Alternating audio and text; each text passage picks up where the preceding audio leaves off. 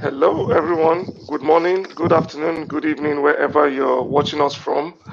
You're welcome to another edition of LATOKEN VCTV, where, as usual, we'll be dealing with topics that are trending and topics that affect you on a day to day basis. Today, we're going to be talking about green tech, clean tech, environmental tech, and ESG. Today we have our panelists who will be introducing themselves later on. And I want to encourage the viewers wherever you are, follow us on social media, like and like our links on Facebook, LinkedIn, and then Twitter, especially retweet, share the links to your friends, to your timeline, and feel free to participate in the show. Drop a question, drop a line. You just might be lucky. Some of our panelists could get to answer, and also startups. If you're a startup, if you're a business, an entrepreneur, and you have a wonderful idea, it doesn't have to be about this topic. You can reach out to me or to the LATOKEN team. And guess what? You will have an opportunity to pitch in the presence of our panelists and have an awesome time, get great feedback. So, today, like I said earlier, our topic will be green tech, clean tech, environmental tech, and our panelists have a great insights and experience in this topic. And I'd like to start introducing our first panelist, Gary, small town boy from Pennsylvania. Give us a little intro and background of yourself. Yeah, sure. Hey, I got a question for you. Do you like my Clark Kent glasses today? I didn't realize it. I feel like I, I saw it earlier and you took it off. I was like, oh my god, there's a it's really different fun, look. you know? It's It's a really good way to Awesome. camouflage your superpowers. yes. Exactly. I'll fly out of my chair. Yay. My Awesome. name is Gary Fowler. I'm a serial entrepreneur and investor. Done 17 startups. Been involved in 2 unicorns. I was on the original management team, Click Software, which is sold to Salesforce for 1.35 billion. I'm also the co-founder of Viva.ai, a top AI HR tech company that I started 4.5 years ago with a billionaire from Russia, David Yang. Love artificial intelligence and quantum computing. Actually, I write a lot too. I've got my 123rd article on cognitive computing, cognitive cloud computing coming out in Forbes, and maybe today actually. But that's it. We're it's great to be here. It's great to talk about green tech and environmental tech and clean tech because the world needs to be cleaned up. The populations are increasing. We need to figure out how to do it better, more efficiently, effectively to make this planet a better place. Awesome. Gary, thanks for that intro. Next, we'll move over to the other side of the world in India, I guess. Harsh, a little Yeah, intro background of yourself. sure. Hi, everyone. Glad to be back here on VCTV and to have familiar faces like Gary again on the show and Nathan as well. So, a brief bio about myself. My name is Harshita. I'm currently a venture partner with our ventures.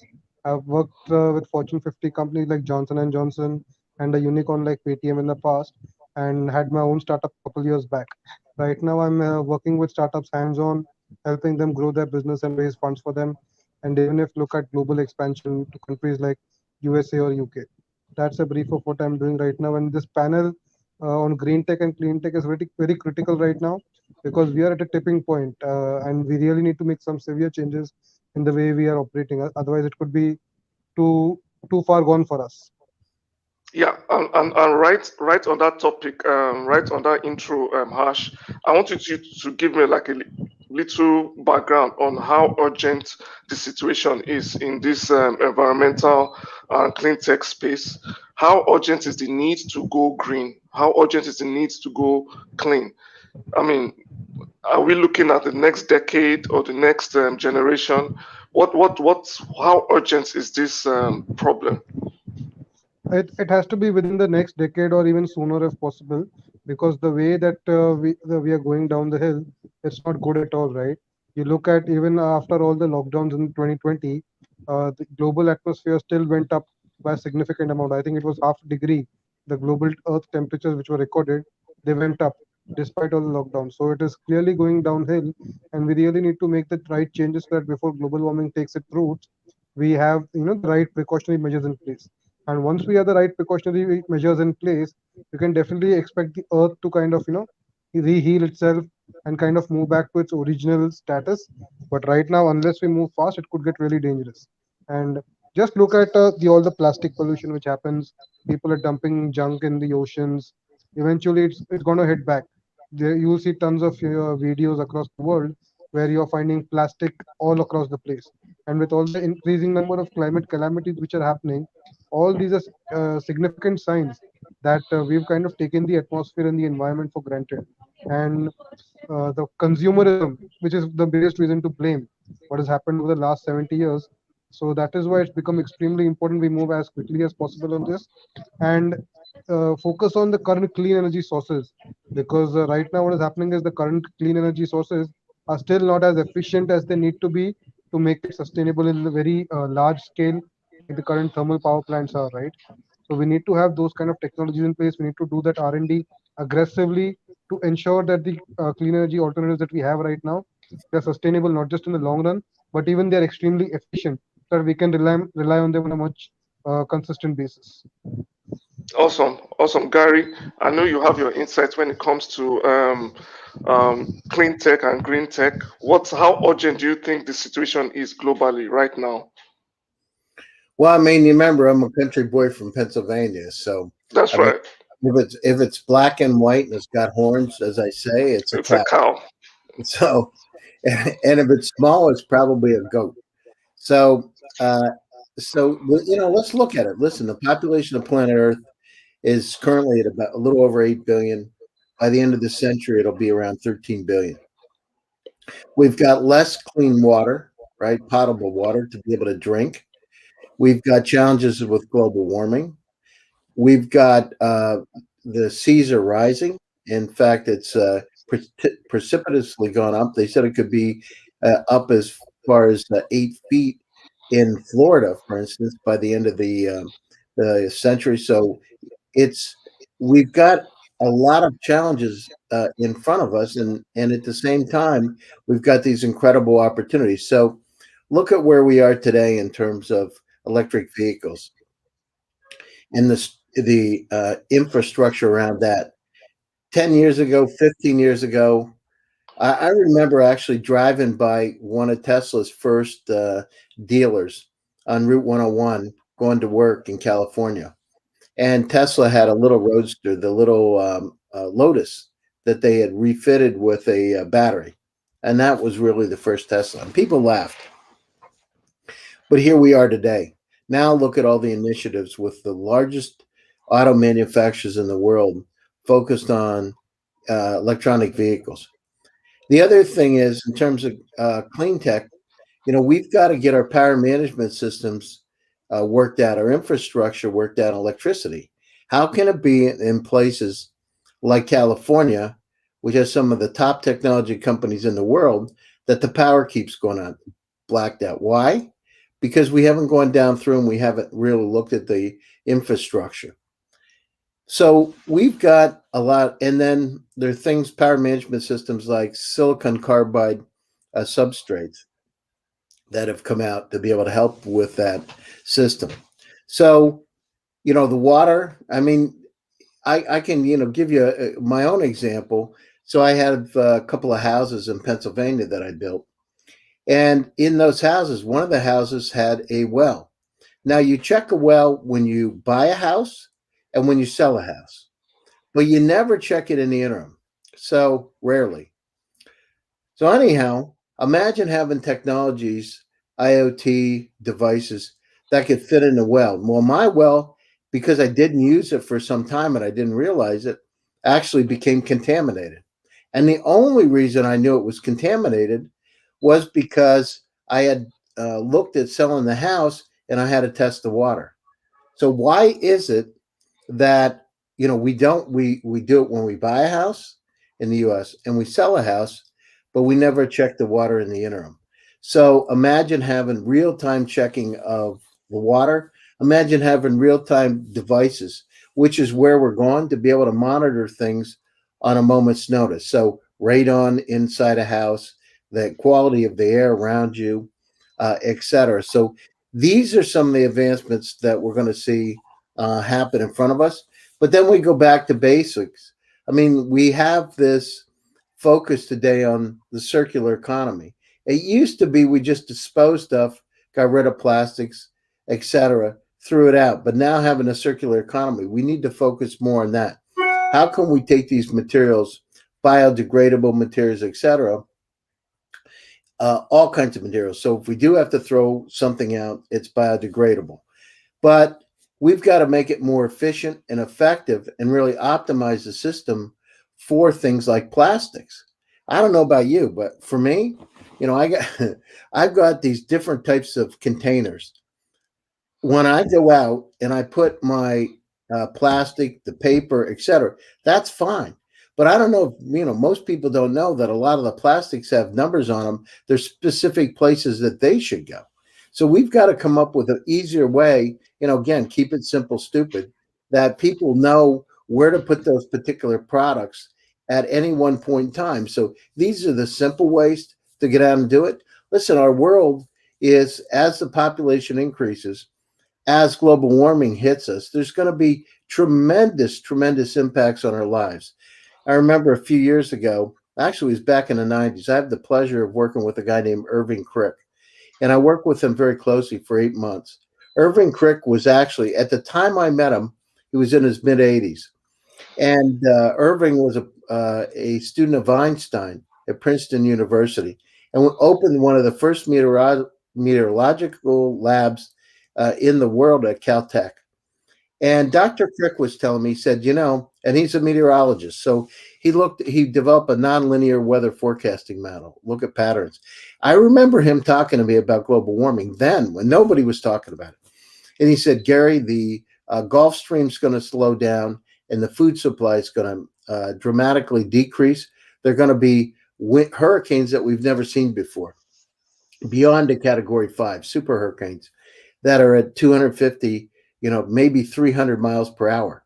And I remember listening to him. I said, it was unimaginable, but here we are, right? And I remember him saying, when it snows in the UK, you can tell that this started because the Gulf Stream warms up the UK.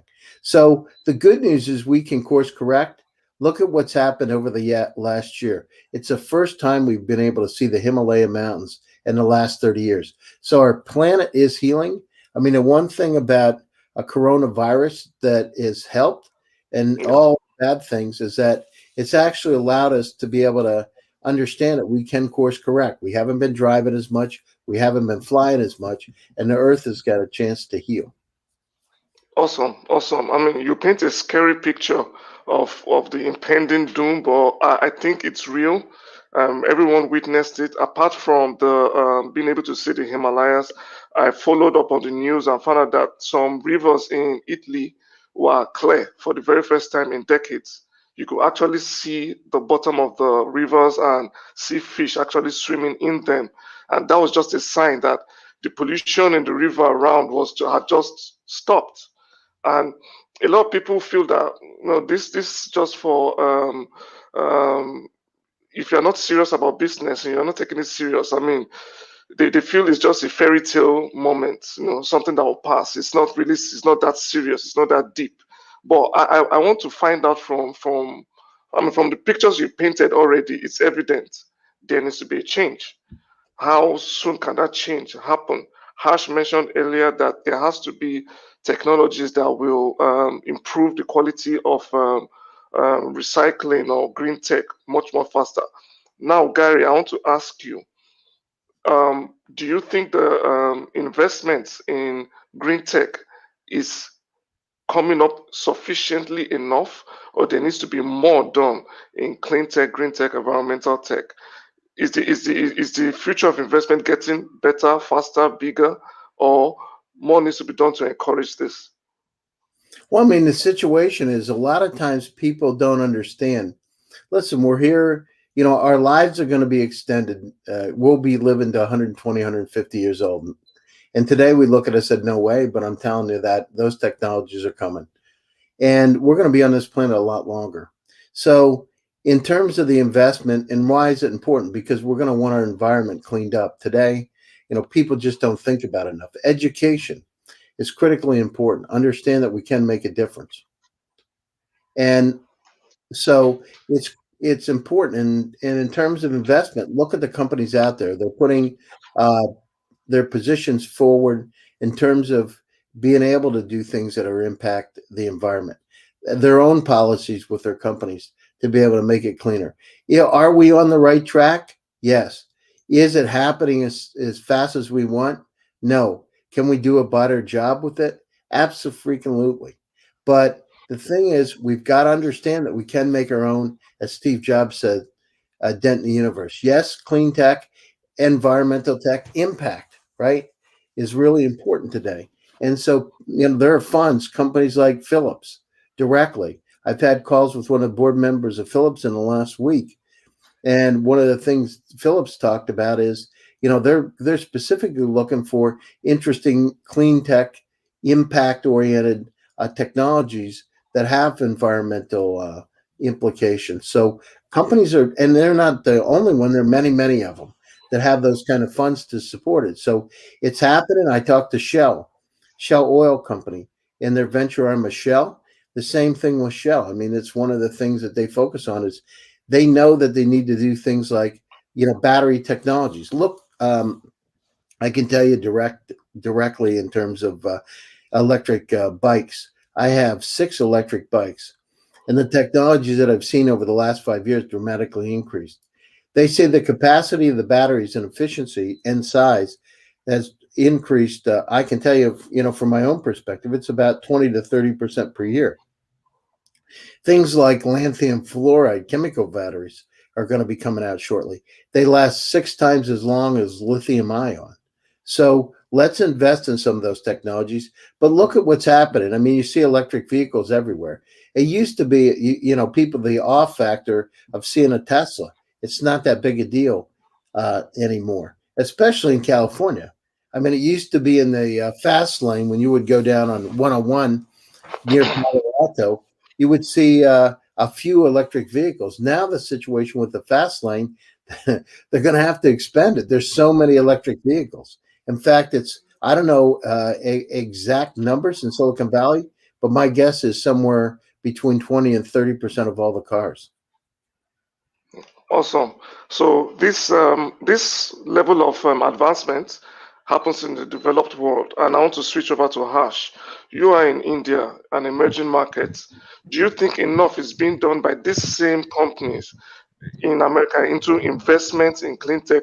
Mind you, emerging markets are still heavily based on fossil fuels and the old ways of doing things, and they're still heavy on manufacturing, um, oil drilling, and all these technologies. Do you think enough is being done to invest in cleaner technologies in emerging markets? So even in emerging markets, there's a surprising trend. There's no shortage of capital, as kind of Gary pointed out, right? Same thing if you had mentioned about 20 years back, and people would have laughed you out of the room if you say I want to do something in clean tech or electric vehicles, because back then the parameters that we had in terms of electric vehicles, they weren't very popular with the masses, right? And suddenly we have this Tesla, and people are literally waiting outside the lines to get an access to a car like Tesla, and suddenly the perception has changed and people are now far more bullish towards clean tech, green tech, electric vehicles, and these kind of technologies, right? So right now, people are extremely open and extremely bullish towards that.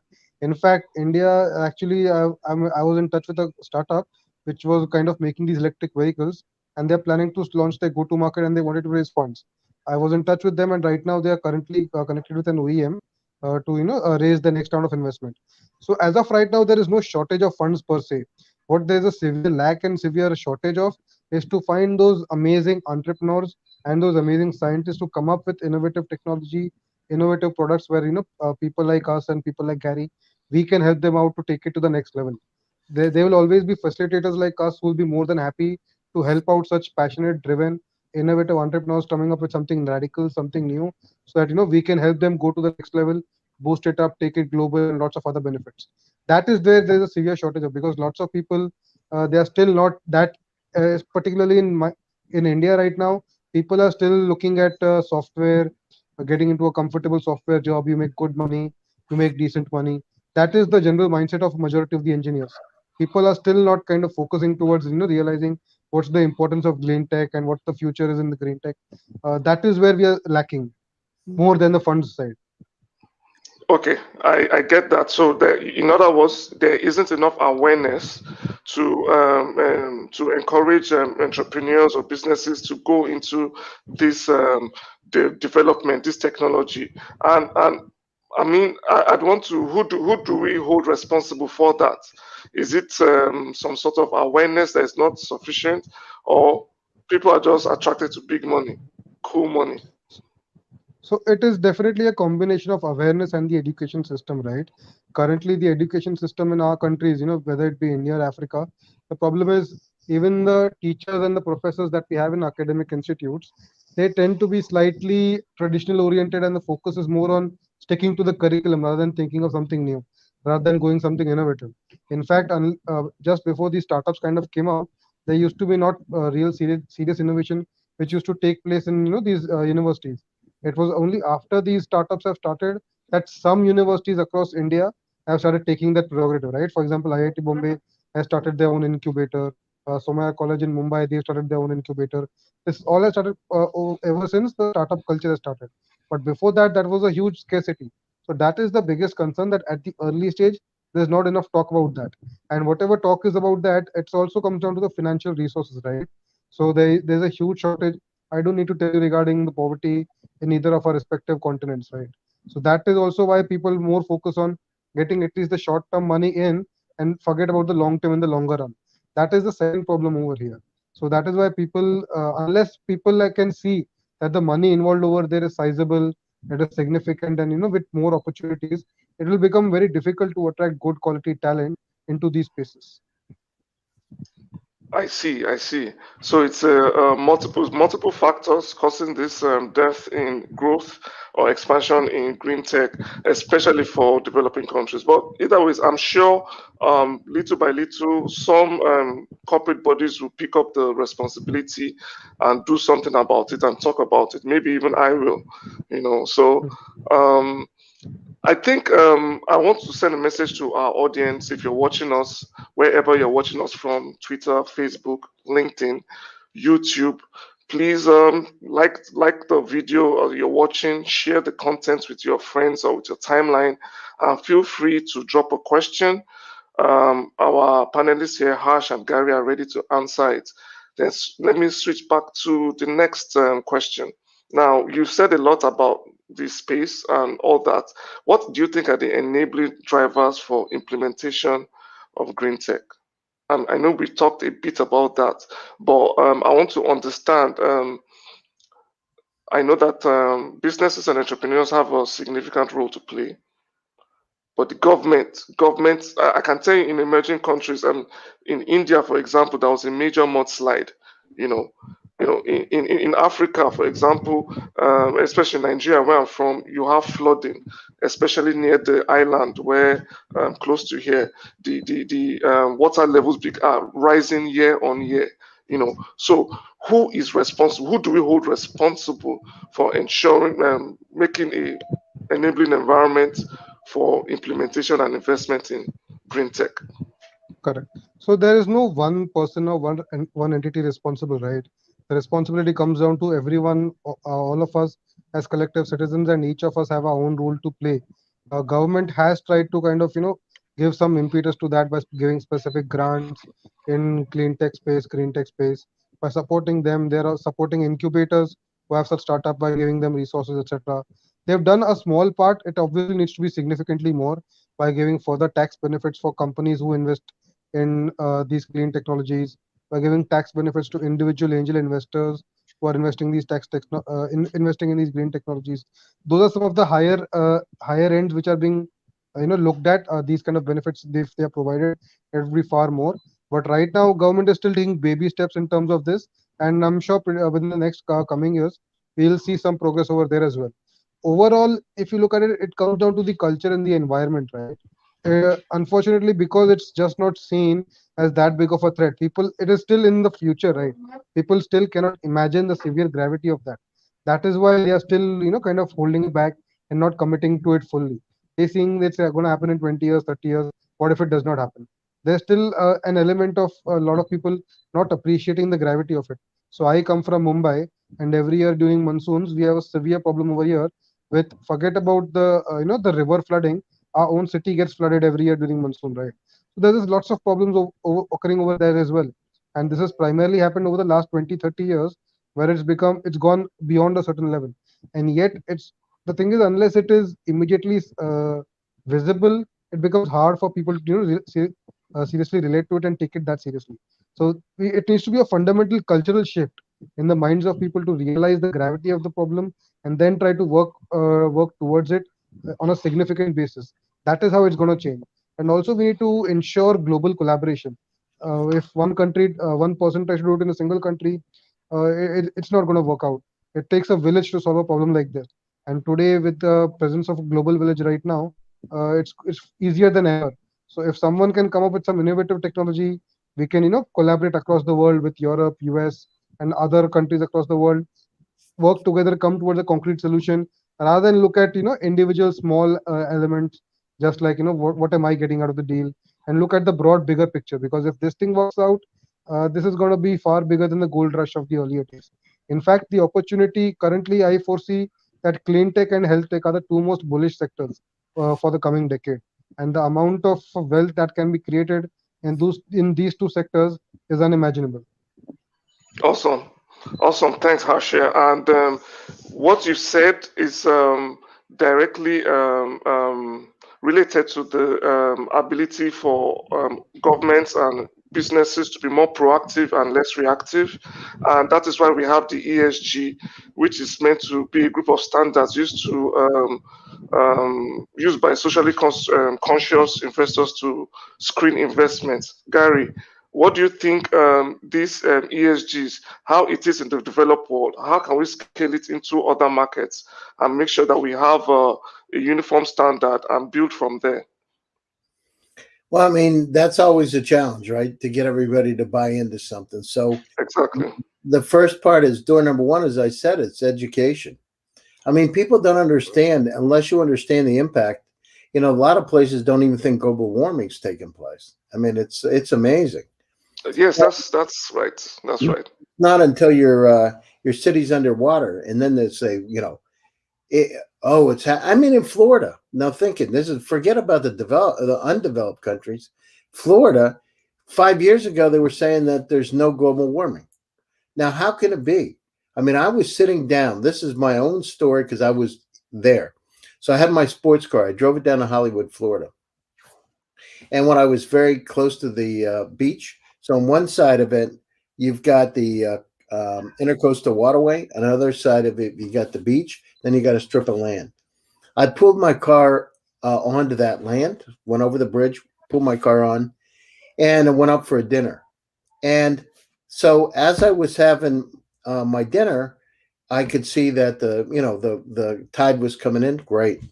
I went down to the car. There was water shooting out of the sewage, the storm drain, and it looked like a fire hose.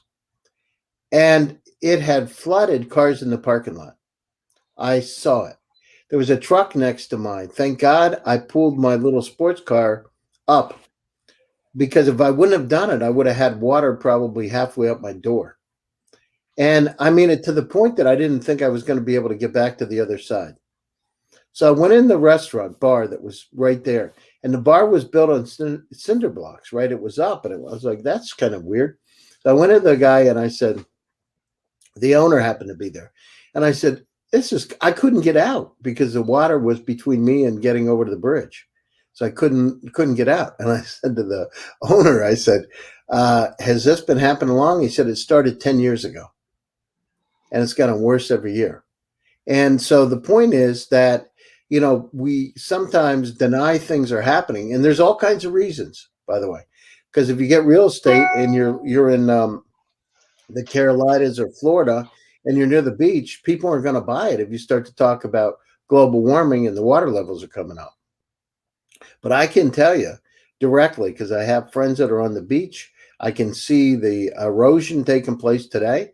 They used to come in and they used to dredge the sand, and they put the sand back on the beach. right? And it used to be just when there are hurricanes that we'd have the problem. It's not like that anymore. And so what happens is, we got to understand, we got to educate. So education everywhere is critically important. What is the impact? Direct. How can we make what is happening? What kind of impacts are going to have on our lives? And how can we change it? And then you got to reference exactly where they're located. Forget about this global thing and waters are going to, of course we know waters are going to, water's going to go up feet, right? Meters.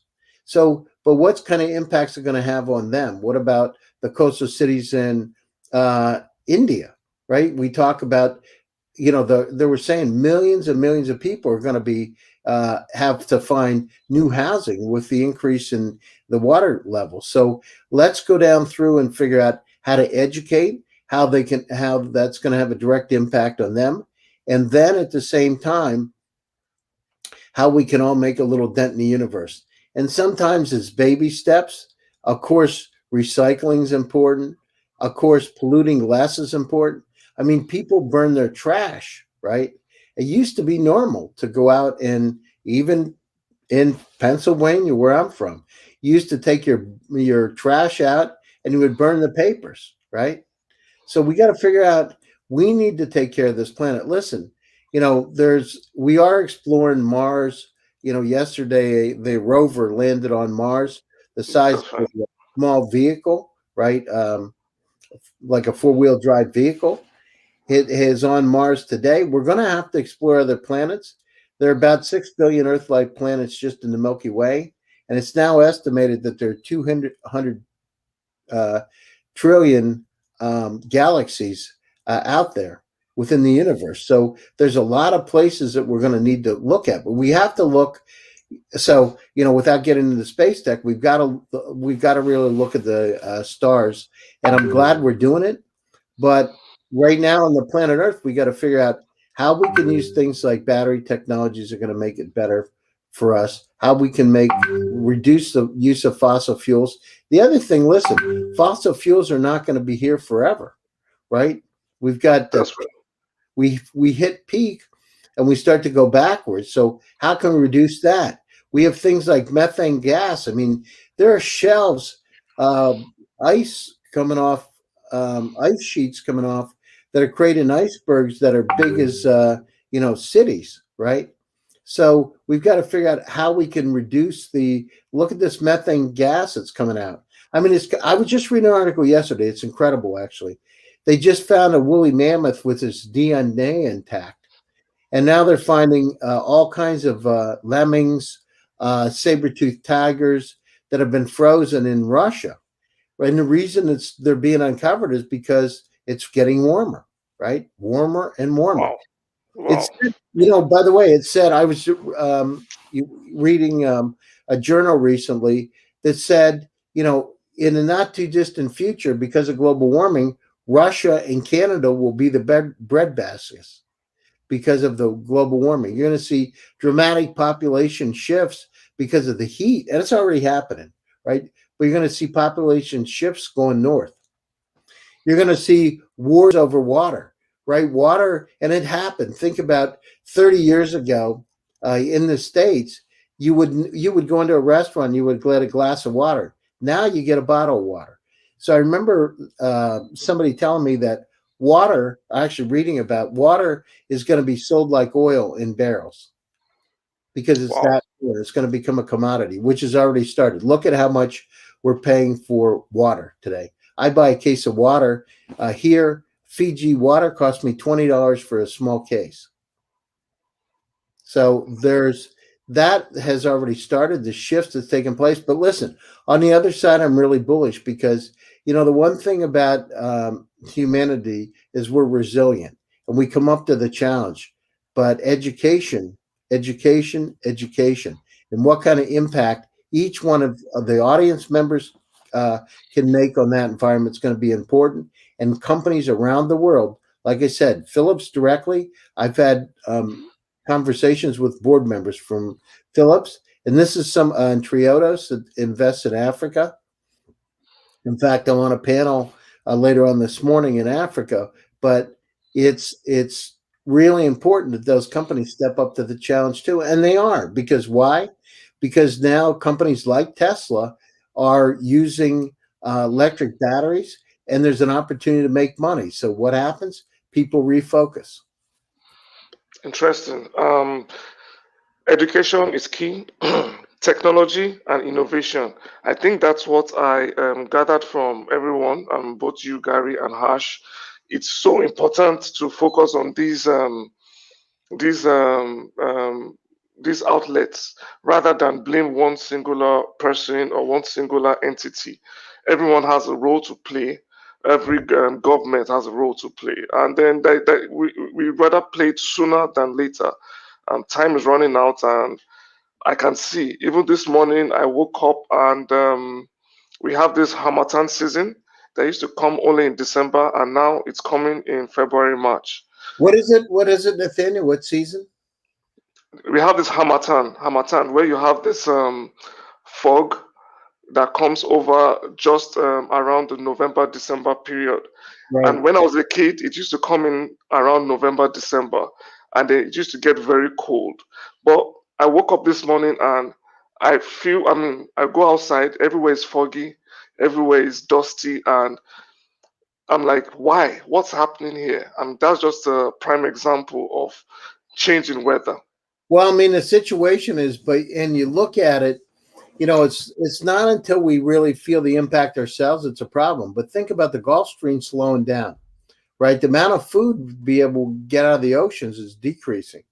The amount of potable water, drinkable water, is going down. So we need to come, like desalination. It takes a lot of energy for desalination, but we've got to step it up, right? And as we go down through and we see these impacts all around us, I mean, so on one side, I understand the statistics of water levels rising all over the world. At the same time, I see the same thing. I mean, I personally see the same thing on the coastline here in Florida and in California. So, but we can make a dent in the universe. But remember, Nathaniel, what we do today isn't going to impact us for 20 to 25 years, maybe 30. So whatever Wow. we do today, we're experiencing what happened, 20, 30 years ago. So Wow. that is exactly the problem, that since it is not that quick, it is going to take 10, 20 years. People are not getting motivated because specifically in today's day and age, where people are so used to instant gratification, to tell something that you have to do something right now so that you can get benefit out of that for 10, 20 years down the line. People just can't relate to that. And that is the biggest source of the problem right now. Instant gratification. I like that. A lot of, like you said, everybody prefers a software job, sitting in an office, wearing jeans and making good money, rather than building on innovation that would reflect in generations to come and your kids to come. Very, very insightful Well, discussion. Nathaniel, here's the other thing, right? Yeah, Listen, this pandemic has changed each and every one of us, right? We've had to stay home. I remember when VCTV almost a year ago now, when I got started on, I guess, almost a year. yeah, And, awesome. everybody was shaking and nervous because of the pandemic. We all thought we were going to die, right? This is it. Yeah, we And, did. and so we all realize our vulnerability now. It's not like it was before. I mean, it's like simple pleasures. I don't know about you, but I mean, I know people now died because of COVID. And I know somebody, just a young lady, she's 35 years old. She lost 30% of her lung capacity recently, right? And so we understand our vulnerabilities, and we understand also that we're not as much as we have quantum computers and artificial intelligence and incredible technologies. We couldn't even get a roll of toilet paper. So what happens, we finally understand our vulnerabilities, and that it's not just a pipe dream, it's something that can impact us all. And COVID has really opened our eyes to understand that, listen, we're fragile, right? Our environment's fragile, we're fragile, and that we had better do things. And so I'm bullish on the fact that coming out of this, people aren't going to they've been impacted. It's like Spanish flu in 1918. I mean, it had a dramatic impact on people's lives for almost 4 years, by the way. And then the Wow. repercussions, the economic repercussions afterwards. So the beauty of it is we have things like Zoom, like StreamYard. We can still communicate. We can still do our business. But man, I can't even imagine how it was 100 years ago, right? And when this hit, how in the world people could work. I remember seeing some pictures of the Spanish flu, and everybody was wearing masks.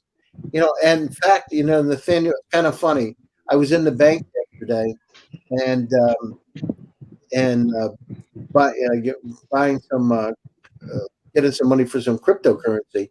Anyhow, I sat down with the bank manager actually, and I said, it's kind of weird because literally a year ago before COVID, if I would have come in the bank with a black mask on, you would have had the FBI out here and being arrested me. In that situation, I get without a mask, I get arrested for not having a mask. You know what I mean? You get fined $750. So it's crazy. Our world has changed. Yeah, and that just happened in a year or less than a year, and it's scary to see the long-term effects if something is not done urgently to the environment. I mean, I think one of the takeaways from today's show is that there is a real urgency in the clean tech space to do something, no matter how little it is in your small corner, in your village, in your community. Just get active, do something, and then build a community around that activity, and then take it global. I think Well, I mean, that's that's just it. And Nathaniel, here's the deal, right? And Harsh alluded to it directly. Listen, we now have a way for platforms like PCTV to be able to connect. In fact, I have calls later on today. I have 3 African startups now in our portfolio. So we're active with it. I deal with Phillips directly, the board members in terms of and CleanTech and GreenTech, which they're interested in. So the word's getting out. There is now a path to be able to go global for those companies, and those are the kind of things that Harsh and I are doing, is taking those companies out to the rest of the world. We use Silicon Valley as a port because there's a lot of money there. There's a lot of there are a lot of partners there. So if I want to find Bosch or I want to find Magna from Austria or Chinese companies or Mahindra, I mean, I can meet their executives there and talk to them. So what happens is there's a lot of opportunity to be able to take those companies global that didn't exist before. There's a pathway, right? It used to be a non-linear pathway, but now it's a lot more linear than it was before. And when I say before, I said before the crisis, because we've had to do this digital transformation, and in order to be able to digitally transform, we've got to communicate in entirely different ways. So the beauty of VCTV being able to reach out to all over the world, right? And I got to tell you, I'm inundated every day. I get tens, if not hundreds, of LinkedIn requests from people all over the world, and it's great. I'm astounded at where they're coming from now. Rwanda, wow, wow. Nigeria, of course, your country, all over South Africa, all over India, all over Latin America. I have an Argentinian company today. I have a British company, a couple of German companies. I mean, it's not like one place. So what we have to do is we understand the pathways there. And every time you do a VCTV, you're making that a more linear pathway, right? Because they Awesome. understand they can come out. Awesome, awesome. I mean, that's just a testament out there. If you're watching us right now, that's a testament that your projects can get the exposure and leverage that you need. So come up with those fantastic ideas. Gary will be here, Harsh will be here. Sample your ideas and get the exposure and funding that you need. I mean, VCTV has been here since the pandemic started to pivot against the physical events that were happening.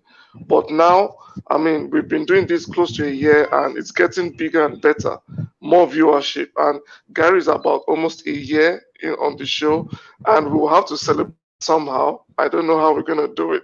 I'm going to be at the VCTV birthday party. How about it, Harsh? Now we have to figure out how the cake and the party is gonna happen, I think but we it have has one to of the, happen. it's like we have a virtual party, a VCTV birthday bash, because Yeah, look at the beginning of this. I was and I stayed on the VCTV side because it's really changed a lot of things, and people were really nervous and they couldn't talk to people. And when you're locked in your house, you're afraid to go outside because you're going to die, right? It changes things a lot. I mean, you weren't allowed out. There was a lot of questions. So what happened is people wanted to communicate. There's a book by Viktor Frankl called Man's Search for Meaning. And we need to go down through and be, we like to be part of a group, right? A pack, if you will. And we like to communicate. And when that was cut off, it was difficult. But the good news is having Zoom, having BCTV and things like StreamYard, there, and look at the opportunities of I remember talking to Eric, the founder of Zoom, right, and his one of his investors, Emergent, and they were saying, "Oh, Gary, you got to try Zoom," and I said, "Sure, I'll try it." My partner David Yang and I tried it. I tried to send out requests to people. I said, "Hey, you're invited to join Zoom." They didn't want to do it. Oh, why do I need this? I've got Skype, and that was then. Now I just checked. In fact, I communicated with Eric on LinkedIn. We're $20 billion.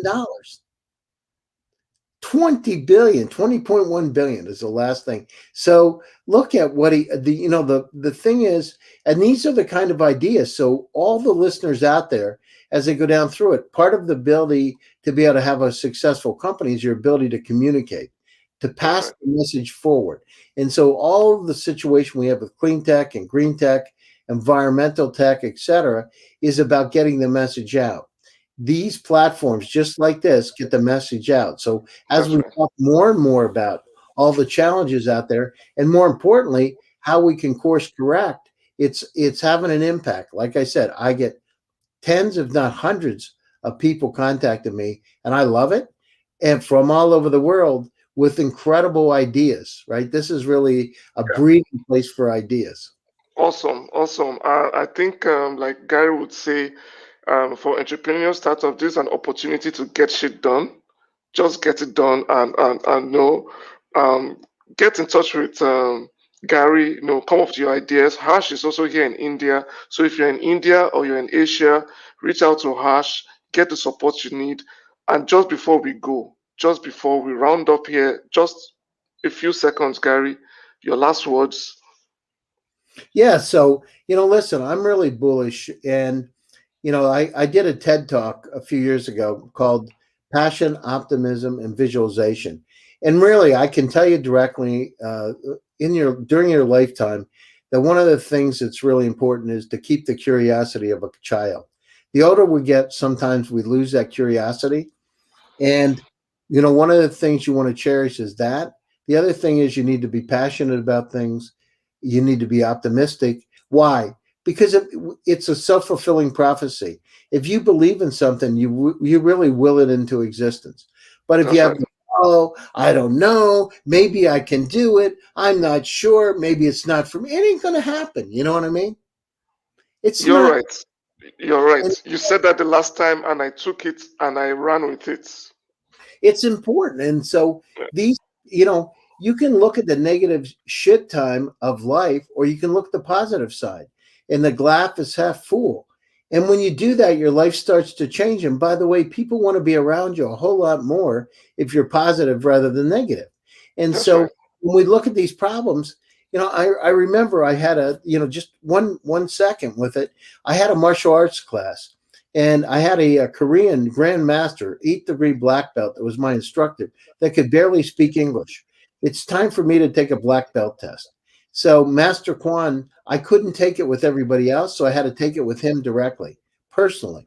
And so he takes a piece of concrete, a concrete block, and tells me I have to break it. It's a 2-inch block.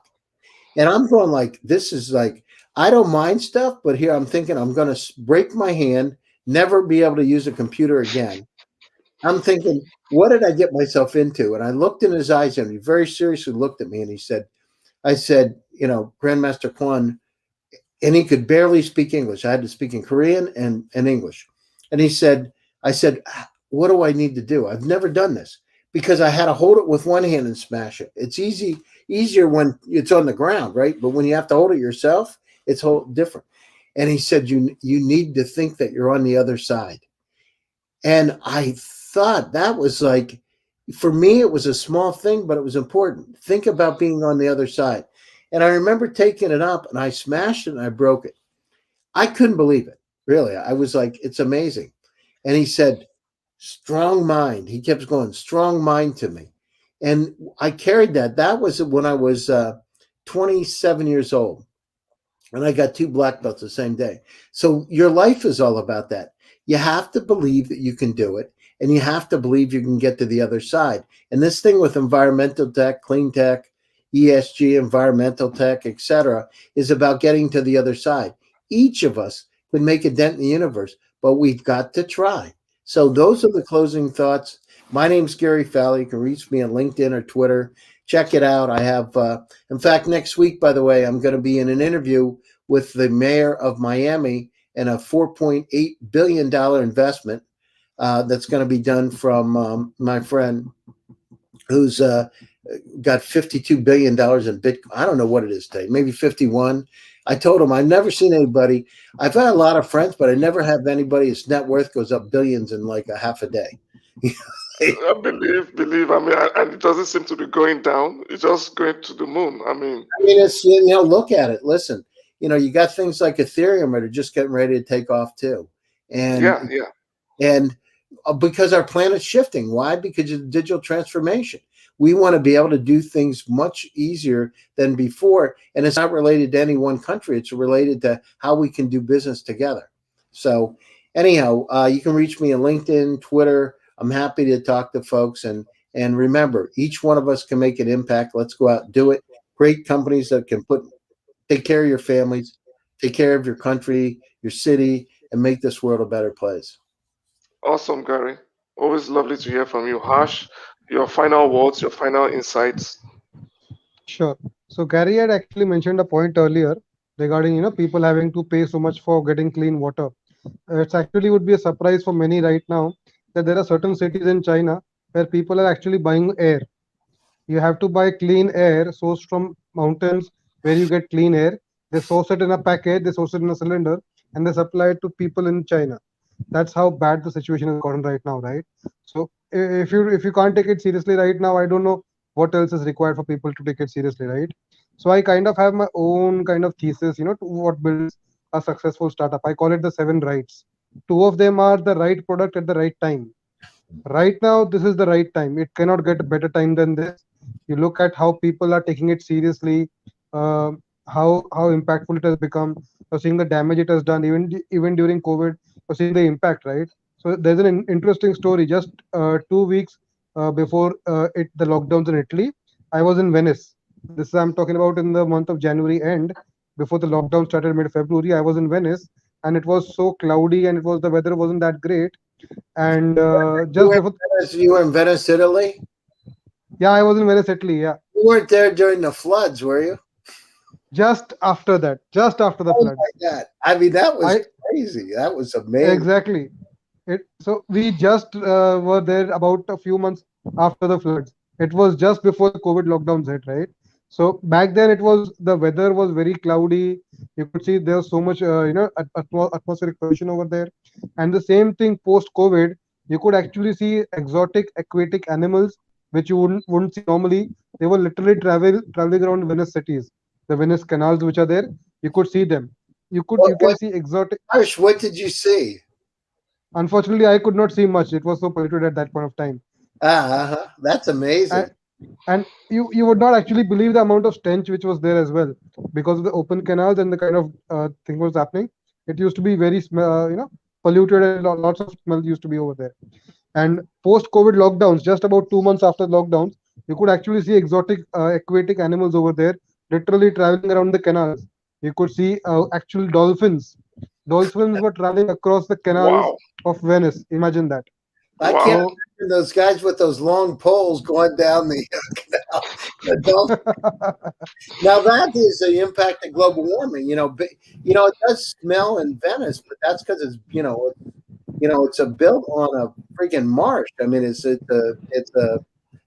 but if you look at it, some of the pictures from last year, because of global warming, they were completely flooded. I mean, Absolutely, it was terrible. The entire church was shut down. The Saint Marco Church, which is there, which is an iconic church, and even the Yeah. museum just outside the church, right? It was completely submerged, and they lost so many antiques because of that. It was absolutely crazy how bad that is. So right now is the right time to work into this space right now. The opportunity is tremendous. There's lots of support, lots of belief systems are there, and anytime the facilities are needed, people like me, people like Gary will always be there to help out. All that we require is the right team with the right product, and sky's the limit. So if anyone operating in this space or any other space needs some help, feel free to reach out to me. Always happy to have a word, happy to listen, and always contribute in any way I can.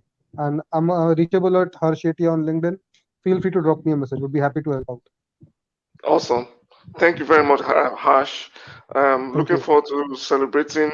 You'll be 1 year by next year on VCTV. No, no. So this is actually my second month now. I've just joined. Okay, super. Then this time next year we'll be celebrating you. But Yeah, Gary, get ready. but I And would definitely be there for we're Gary's celebration. gonna have a big party. yeah, I will be there for definitely, your celebration. Yeah, exactly. definitely.